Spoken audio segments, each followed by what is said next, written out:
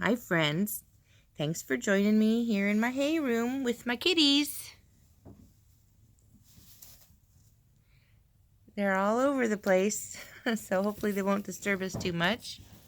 There's Mr. Darcy.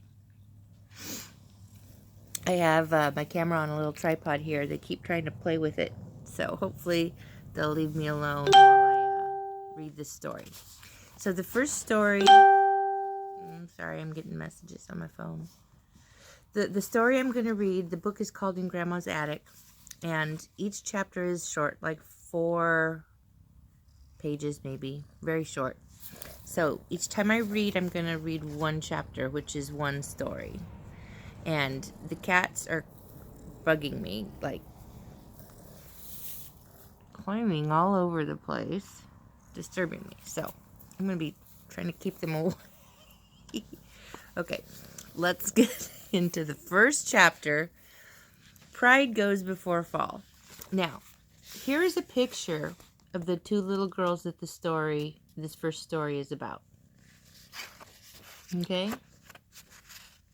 See if I can focus. Notice their big skirts. Their skirts are big because they wore hoops underneath the skirt to make it poof out. And that's what the big ladies, the grown-ups, did. And so to have a hoop skirt was a really cool thing. So let's read to you Pride Goes Before Fall. Grandma, what is this? Grandma looked up from her work. Good lands, child, where did you find that? In the attic, I replied. What is it, Grandma? Grandma chuckled and answered, That's a hoop. The kind ladies wore under their skirts when I was a little girl. Did you ever wear one, Grandma? I asked. Grandma laughed. Indeed I did, she said. In fact, I wore that very one. Here, I decided, must be a story. I pulled up the footstool and prepared to listen. Grandma looked at the old hoop fondly. I only wore it once, she began, but I kept it to remind me how painful pride can be. I was about 8 years old when that hoop came into my life. For months I had been begging Ma to let me have a hoop skirt like the big girls wore. Of course, that was out of the question. What would a little girl, not even out of calicos, be doing with a hoop skirt? Nevertheless, I could envision myself walking haughtily to the school with a hoop skirt and having all the girls watching enviously as I took my seat in the front of the room. This dream was shared by my best friend and seatmate, Sarah Jane. Together, we spent many hours picturing ourselves as fashionable young ladies in ruffles and petticoats. But try as we would, we could not come up with a single plan for getting a hoop skirt of our very own. Finally, one day in early spring, Sarah Jane met me at the school grounds with exciting news. An older cousin had come to their house to visit, and she had 2 old hoops that she didn't want any longer. Sarah Jane and I could have them to play with, she said. Play with indeed. Little did that cousin know that we didn't want to play with them. Here was the answer to our dreams. All day, under cover of our books, Sarah Jane and I planned how we would wear those hoops to church on Sunday. There was a small problem. How would I get that hoop into the house without Ma knowing about it? And how could either of us get out of the house without them on when no one could see us? It was finally decided that I would stop by Sarah Jane's house on Sunday morning. We would have some excuse for walking to church, and after her family had left, we would put on our hoops and prepare to make a grand entrance at the church. Be sure to wear your fullest skirt, Sarah Jane reminded me, and be here early. They're all sure to look at us this Sunday. If we had only known how true that would be. But of course we were happily unaware of the disaster that lay ahead. Sunday morning came at last, and I astonished my family by the speed with which I finished my chores and was ready to leave for church.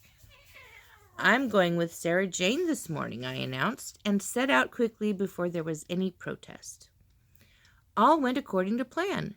Sarah Jane's family went on in the buggy, cautioning us to hurry and not be late for service.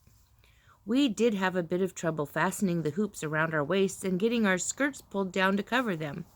But when we were finally ready, we agreed that there could not be two finer-looking young ladies in the country than we were. Quickly, we set out for church, our fine hoop skirts swinging as we walked. Everyone had gone in when we arrived, so we were assured of the grand entry we desired.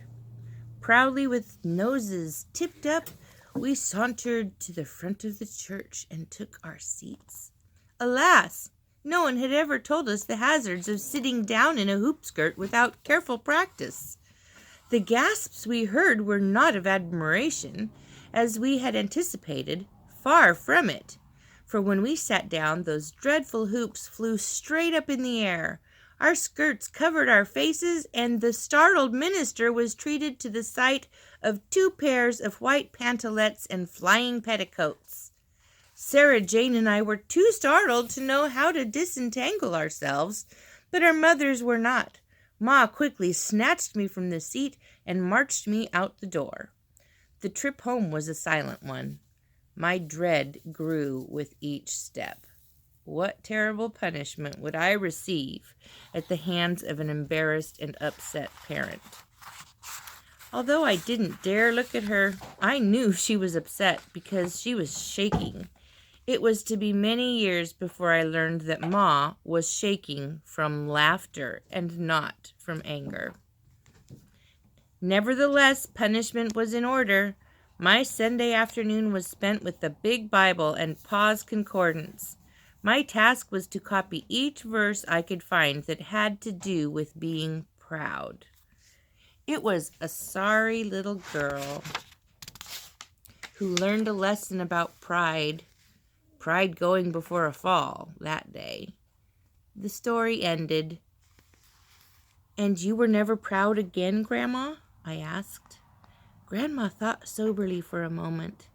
"Yes," she replied, "I was proud again, many times. It was not until I was a young lady and the Lord saved me that I had the pride taken from my heart. But many times when I am tempted to be proud, I remember that horrid hoop skirt and decide that a proud heart is an abomination to the Lord." Okay, guys, that is the end of chapter 1 in the book In Grandma's Attic by Arteta Richardson. And the next chapter is When God Knew Best. And so I'm looking forward to sharing the second chapter with you. So keep watching for me to upload another video of me reading chapter 2. Thanks so much for watching, guys. Bye-bye.